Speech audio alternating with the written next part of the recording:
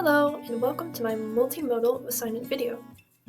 Now for this project, I decided I would like to talk about the basis of modern art itself, the movement that awakened our imaginations and inspired creativity in early man.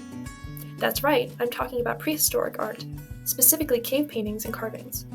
With this video, I would like to showcase the rich history behind our current contemporary art and its evolution from prehistoric to today. Now, how exactly did the earliest humans' expressions of art enhance human life?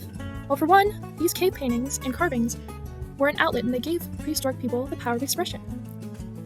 And it also showcased the transition of mankind into consumers from a previous just pure survivalist kind of lifestyle. And it was an important milestone in humanity's development. Now, according to the NCIB, or National Library of Medicine, from Maurice K., there is good evidence for a neurological relationship between visual creativity and language.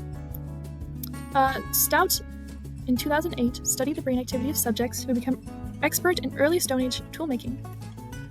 Those tools were of Odawan and Acheulean types, representing a period of some 2 million years during which the brain of our hominin ancestors expanded and tools became more advanced. By using these tools, they would also create art. They would grind up leaves for pigment, and they would carve into stone, which again would showcase their brain development.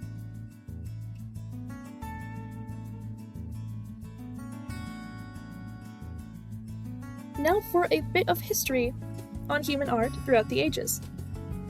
To begin with, we have prehistoric art, which was believed to have began nearly 2.5 million years ago with primitive men, or cavemen.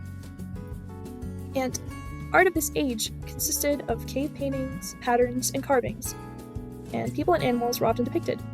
So, cavemen or primitive men primarily drew or carved what they knew, and they did it with the materials they had, which would include gathering pigment from sources like bone or plants, and carvings on malleable rock. Now, with the development of organized societies, and with humanity finally dominating over the natural world, ancient art began to emerge, both to record history and historical figures, and to showcase different stories and characters of belief, different beliefs in mythology. And mostly these artworks were created in Europe and Asia, and parts of Egypt in the more civilized societies. And it was really only accessible or a staple of wealth to those in power or those with money.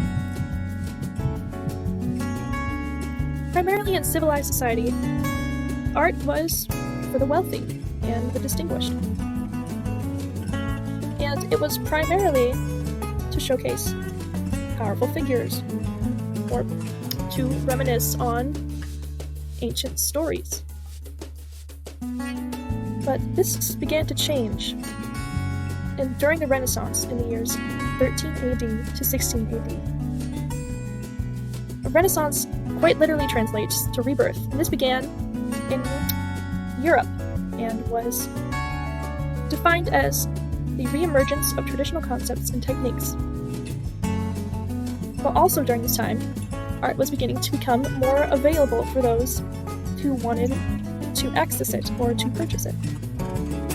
And as you can see in this painting on the right, made by Leonardo da Vinci, it is similar to the ancient art style, where they depict their subjects in a more glorifying manner, but it's also a softer style than the harsh lines and bright colors of the ancient world. So art was focused more on sending a deeper message instead of just displaying wealth, power through symbolism. The modernism art movement began in 1860 to 1970 AD. It was primarily utilized by what was considered new wave thinkers, and they would encompass many of the prior art movements like Surrealism, Cubism, Futurism, and Expressionism. Modernist artists too wanted to break the norm and challenged traditional art. It is an art style that has adapted throughout the ages. It acknowledges the present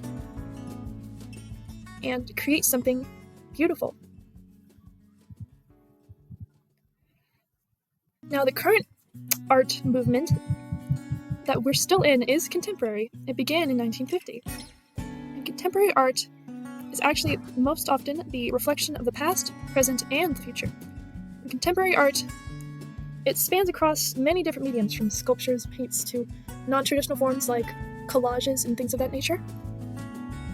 And it's very subjective to each person. Each person can put their own twist on what they believe is art, which is beautiful.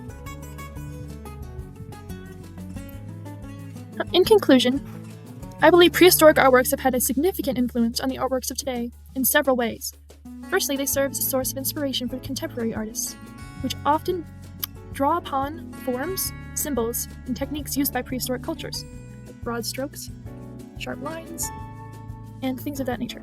Additionally, prehistoric artworks provide a link to our ancient past, connecting us to the creativity and expression of our ancestors. Furthermore, the study of prehistoric art has helped shape modern artistic movements and theories, as it often insights into the fundamental human impulse to create and communicate through visual means. Overall, prehistoric artworks continue to inform the creative practices of today, serving as a reminder of the enduring power of art across times and cultures.